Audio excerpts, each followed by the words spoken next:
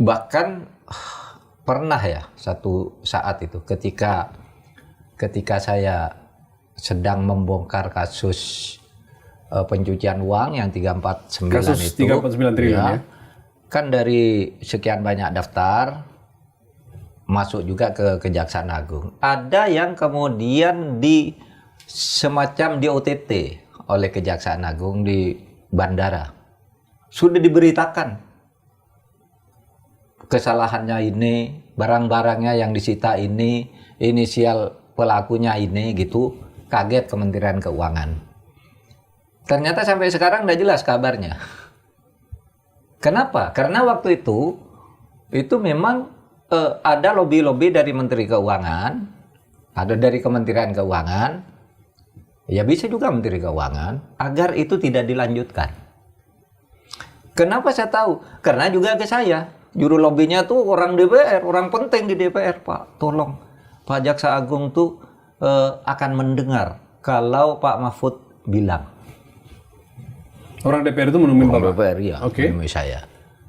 Itu sudah dinyatakan tersangka, diumumkan. Tapi kemudian sesudah itu katanya dipindah dan sebagainya. Lalu saya tanya, kenapa? Kementerian Keuangan tidak berkenan. Langsung ketemu ke sana, ke Gedung Bundar. Ada yang bilang ke saya, orang sana itu lewat ruang parkir, tidak lewat depan, langsung naik. Jalur-jalur khusus yang tidak bisa ditemui langsung wartawan. ketemu. Sehingga sekarang nggak jelas juga.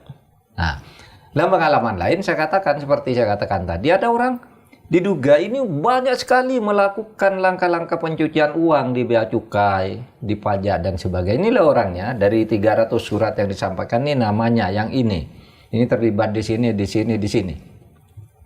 Kalau mau menyelesaikan ini supaya dinonaktifkan dulu, disingkirkan dulu lah. Kalau perlu berhentikan permanen, saya bilang. Tapi cuma gitu di satu rapat, Bu Sri Mulyani cuma bilang sama orang itu, namamu ada di sini loh. Kamu kalau ada rapat tentang ini nggak usah ke sini lagi. Meskipun belum tentu dia salah gitu ya, tetapi ada di list itu. Tapi ada di list di daftar pencucian uang itu.